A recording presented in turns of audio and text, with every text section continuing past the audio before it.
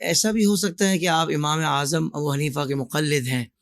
اور پھر کسی مسئلے میں آپ نے کہا یار امام شافعی کا لے لو، کسی میں آپ نے کہا اچھا اس میں زیادہ مجھے سہولت امام احمد بن حنبل کے جواب میں ہے تو اس میں ان کا لے لو، کیا یہ آپ کے پاس آپشنز ہوتے ہیں؟ اس کی اجازت نہیں، چونکہ یہ باقاعدہ طے شدہ ایک معاملہ ہے، اور اس پر اہل اسلام علماء کرام کا اتفاق ہے کہ ادلہ شرعیہ پڑھ لینے کے بعد جب بندہ اپنے آپ کو منتخب کر لے کہ میں نے اس امام کی پیروی کرنی ہے، تو اب یہ تمام زندگی اسی امام کے قول کی پیروی کرے گا، ٹھیک ہے، اور دوسرے امام کے قول کی طرف نہیں جائے گا۔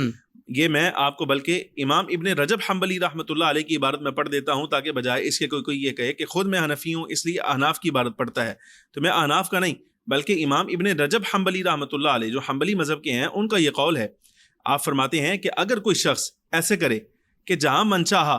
کبھی اس امام سے لیا، کبھی اس امام سے، کبھی کسی سے، کبھی کسی سے، تو ایسی صورت میں یہ امام کی پیروی نہیں کہلائے گی بلکہ ہوائے نفس کہلائے گی، یعنی جہاں سے اس کو اپنی خواہش پوری ہوتی مل رہی ہے وہ وہاں سے اپنا فائدہ لیے جا رہا ہے، اس کے علاوہ کچھ نہیں۔ ٹھیک ہے، تو مطلب اصول یہ ہے کہ جس امام کے مقلد آپ ہیں آپ اسی امام کا قول لیں گے۔ اور ایک چیز میں یہاں کلیئر کرتا چل جاؤں، جب یہ لفظ آتا ہے کہ امام کا قول لیں گے تو فوراً عوام کے ذہن میں یہ خیال آتا ہے بھئی سرکار کا قول لینے کی بجائے آپ امام کے قول کی بات کر رہے ہیں،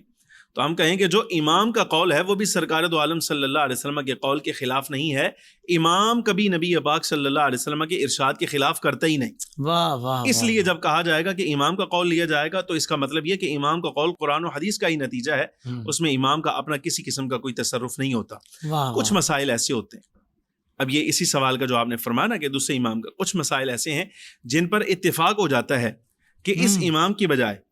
اس امام کا قول بہتر ہے، یہاں لینے میں عافیت ہے، تو پھر ایسی صورت میں وہ بھی آپ کا اور میرا منصب نہیں ہوتا، یعنی عوام کا منصب نہیں ہوتا، وہ اہل ترجیح کا منصب ہوتا ہے۔ یہ علماء کی ایک کیٹیگری ہے جن کا نام ہی اہل ترجیح ہے، ان کا کام یہ ہوتا ہے کہ ائمہ کرام کے جو اقوال آگے آئے ہیں ان میں سے جانچ پڑتال کرنا ہے کہ کس قول کو لینا ہے اور کس کو چھوڑنا ہے، پھر اس کو لے کر آگے چلا جاتا ہے۔